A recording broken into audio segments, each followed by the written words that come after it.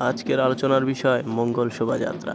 বাঙালি এমন একটা জাতি যারা সারা বছর ঘুমায়, কিন্তু পহেলা বৈশাখ আসলেই হঠাৎ করে কালচারাল মোড অন হয়ে যায়। সারা বছর জিন্স টি শার্ট, আর ওই একদিন না ভাই, আজ আমি পুরাই ঐতিহ্য। মঙ্গল শোভাযাত্রার দিন দেখবেন যারা গতকালও কি ভাই ভাত না বার্গার নিয়ে কনফিউজড ছিল, আজ তারা বিশাল বিশাল মুখোশ নিয়ে রাস্তায় হাঁটছে। এমন সব মুখোশ কিছু দেখে মনে হয় এটা কি শিল্প না রাতের দুঃস্বপ্ন। আর ছবি তোলার ব্যাপারটা তো পুরাই আলাদা।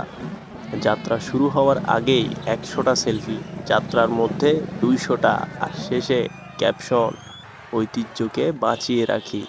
কিন্তু পরের দিন থেকেই আবার সেই টিকটক, পাবজি আর ডায়েট কাল থেকে শুরু।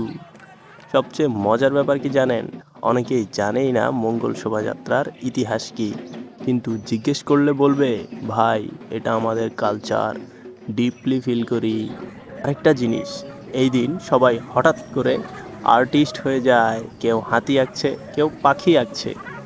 শেষে দেখে মনে হয় হাতি না পাখি একটা নতুন প্রজাতি আবিষ্কার হয়ে গেছে।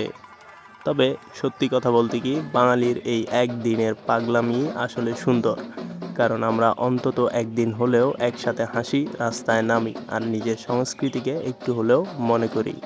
ধন্যবাদ।